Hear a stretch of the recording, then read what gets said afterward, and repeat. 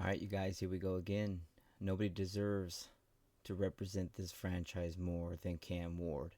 We're going to be hearing from everybody: Mike Borgonzi, Warren Moon, Cameron Ward specifically, and we're going to be breaking everything down. Can't wait. Hit that like button, comment, subscribe. If you're new to the channel, make sure you also hit that freaking join memberships, you guys. $2.99, cheaper than a Starbucks cup of coffee.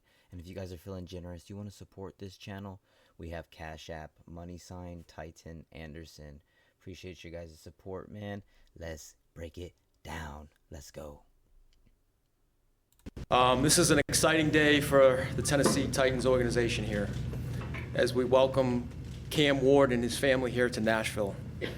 As I said to Cam on the phone last night, we went through the whole process here with him, and we came away, just really impressed with obviously the player, but also the person that he is, the leader and the teammate. And we didn't think there was anyone more deserving to really represent this franchise than Cam Ward. So Cam, I'd like to come up here and introduce you. Before you step to the podium here, Cam, we have a special guest here. Who did? We'll find out.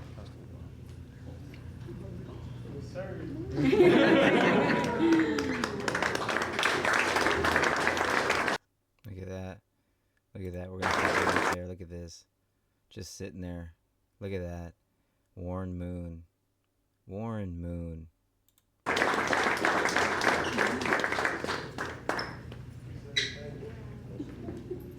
Warren Moon giving him the jersey. That's beautiful.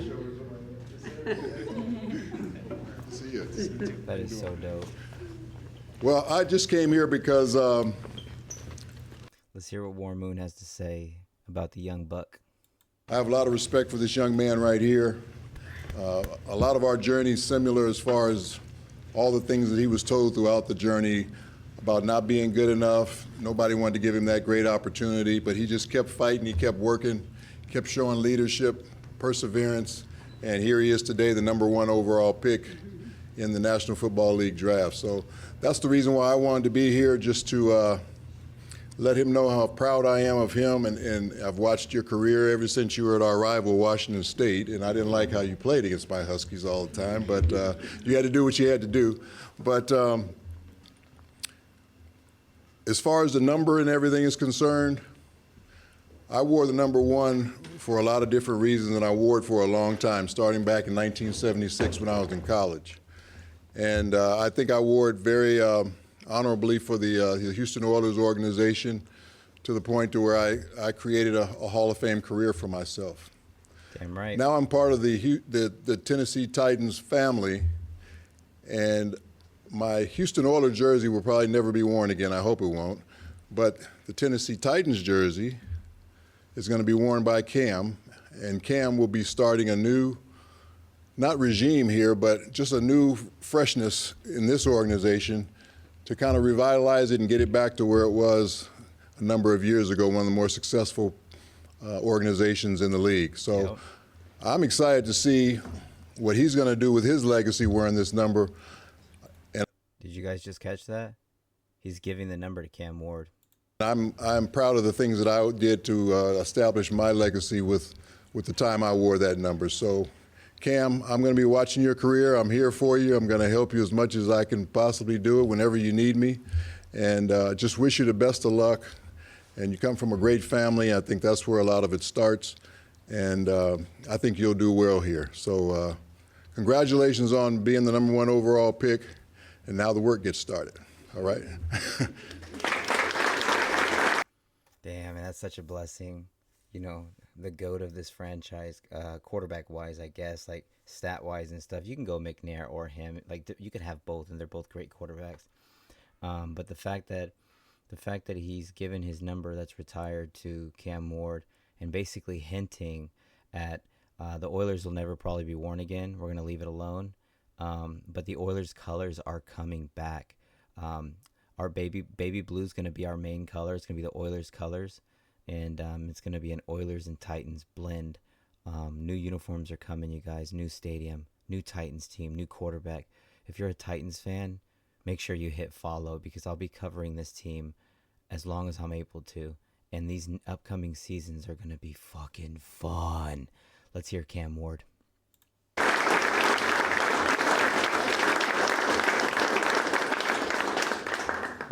That's my quarterback. Appreciate you. Mr. Mike, Miss Amy, Coach Callahan, Mr. Chad, thank y'all for giving me the opportunity. I know y'all made what was right for the organization, you as well, Miss Amy. But I'm grateful, for my family to, be here in this moment with me. I've been praying since I was 6 years old. So I'm ready to get to work, ready to be with my teammates, try to win some games in the future. Let's do this. Open up for questions. Yeah, what does it mean to hear your general manager say that it was not only you as a player, but you as a person that attracted this organization to you and wanting to make you the number one pick? It means a lot, especially, my background, where I came from, on what I had to do to get to this journey. But, it's all, God and hard work. And I just think I did a lot of little things in my career to, take care of everything, to maximize my talents. And so I'm excited to get to work here. Just meeting my guys in the locker room, in the cafeteria already. I know some good things are about to happen. Cam, you have your parents here. So confident. They played, obviously, a critical role in your development and everything.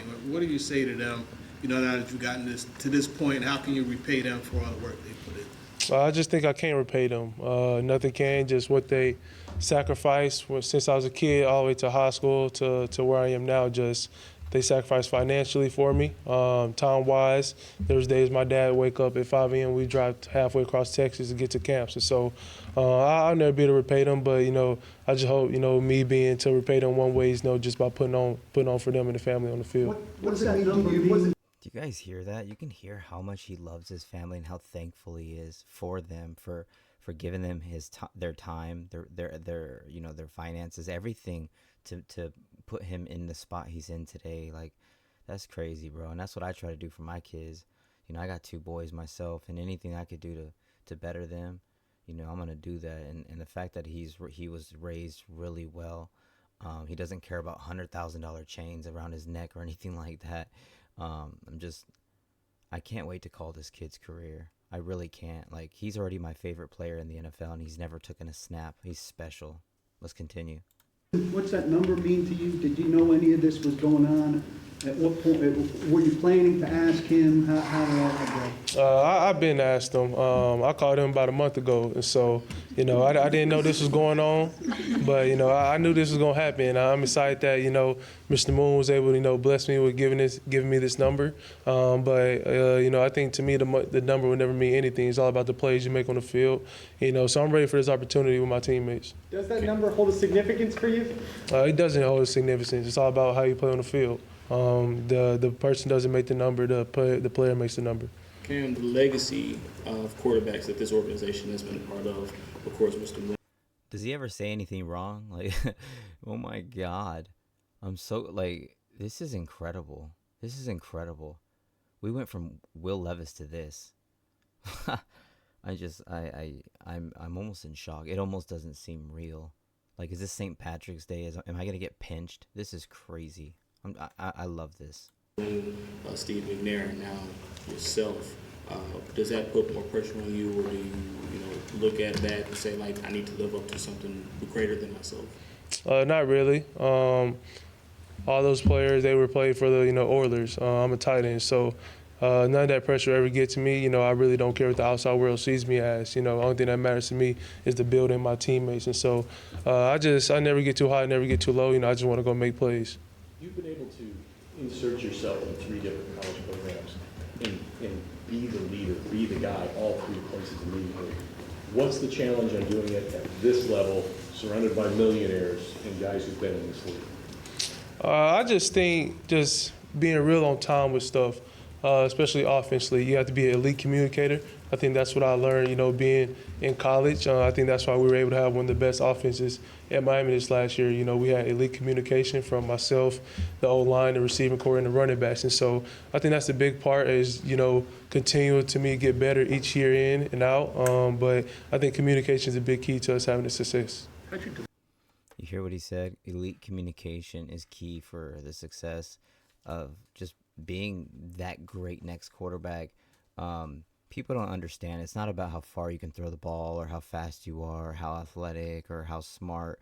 It honestly is just about finding the open guy, about being able to communicate with your teammates to work as one, because one player is never going to win a Super Bowl but by themselves. It doesn't work like that. You have to work as a unit. And that's why I love football more than any sport, because not only is it competitive, not only is it a hard hitting, just smash mouth, physical sport, but you have to work together to accomplish something, and that's why I love it so much. And he just continues to say everything right.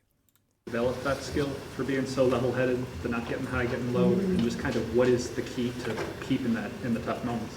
I would say by losing a lot in my life, and whether it's off the field, on the field, I just think the more you never change your level, more good things will happen to you. And, you also got to be a good teammate, because at the end of the day, I'll never be the only person to win us a game. I'll always be, receiver catching the ball, the running back running, defense tackling. And so, everybody plays a vital role, and, I'm just trying to do mine each week out. What is it about your game? You hear that? He gives everybody credit. It's not even just me. It's the receivers catching the ball. It's everybody doing their job. Like, this guy's fucking gold. He's a gold mine.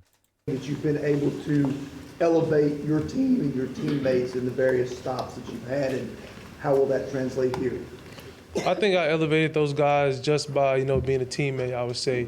Being a real locker room guy and also holding people accountable. I think you can't do that unless you actually know the person, on a personal level. But at the end of the day, it all starts on the practice field. Okay, nothing translates to the game unless you rep it over and over. But, I plan on getting to work. Did you meet any other owners during this process? And did you realize at the time how significant it was that Amy came to that workout and took some time to talk to you, get to know you and your family? Oh, yeah, I got a chance to meet with the other team's owners as well. But I think just Miss Amy, she jumped off the charts. The connection that, I had with her off rip. My parents, my mom getting a chance to talk with her. And then, she's from my, my part of the area. She's down south. And so, I just think it was already, made to happen. Hell yeah. Kim, the relationship that you developed with the receivers there in Miami, like very quickly, how did you go about doing that? Because talking to like Restrepo, he said that you guys were on the same page immediately. You could talk without talking. How did you develop that relationship, and what did you learn as far as being able to spin it forward to here? I would say just watching a lot of film with those guys, and then also getting reps at practice. Whether I know we're going to have bad days of practice, missed reps here and there, but, you got to be able to make it up at the end of practice. But you also got to have the receivers to, want to push themselves like I had in Miami. I'm surrounded by that with Tennessee. I have some elite vets, some elite young guys, and so, Yep. I already get to work with those guys. But, it starts in the film room. The football stuff on the field take care of the rest. You talk about that. A lot of people are really happy that Xavier Restrepo is on the Tennessee Titans, and I am too. Des Bryant gave him a shout out and said, go get him, bro. Go get him, because you can tell how much going to the Titans and being signed by the Titans meant to Xavier Restrepo, and the fact that he has that chemistry with Cam Ward is going to be special at the next level. I hope he makes the team. I really do, because his route running ability is pretty crazy when you watch it on film. It really is. A lot, Cam, when it comes to the film room, and one of your coaches at Washington State said you're so diligent in your preparation, and it starts there. At what point, did you know, like, okay, I got to be in there, I have to put in the time, and did you fall in love with the process of it too? I've probably noticed it the most when I got to Wazoo, and it's something that you do fall in love with, because I'm behind the 8 ball. I didn't get a chance to grow up in high school, in college, playing in different offenses, learning football. I really didn't start learning football until I got to Wazoo. And so, as I progressed throughout my career, I started to love it even more. And I just think just over time, I've gotten better. I learned how to watch film the right way. I think I have a great way of seeing space on the field, and also getting through progressions. And so I think everything's helped me, to this point. I've also played with some teammates, who's got a chance to play in the NFL in my past. And so I just think it all worked out. Cam, what is it about Coach Callahan's offense that you think fits your game and your skill set conceptually? I just think a lot of stuff translates over from what I did at Miami. even at Wazoo and UIW. It's a real quarterback-friendly offense. Yes. You see what he did with Joe Burrow when he got him his Yes. rookie year. But I mean, Coach Callahan is one of the best offensive minds out there, you know. And for me, Hope it's so. a blessing to play for him. For somebody who I know gonna believe in me, who gonna put the ball in my hands at the end of the Yep. game to go win it. Damn As a quarterback, that's all you can really live for. What was the play? And not only will Coach Callahan put the ball in your hand at the end of the game, and we're gonna trust you to do that, but we want the ball at the end of the game in your hands. We want you to finish games. We want you to prove to not only just the fans of Tennessee, the Tennessee Titans, but the NFL fans that, you know, worldwide, that we've got a real franchise game-changing quarterback at the helm with you. So we're fully behind you and can't wait to see what you do, bro. You were asking him about last night. Switch verts. Can you kind of talk us through why you like it so much? Verticals. We window shopping over here. Oh Hey, my Cam, God. can you shed some light on your respect for Warren Moon? What do you know about his career, his journey? How do you relate to that?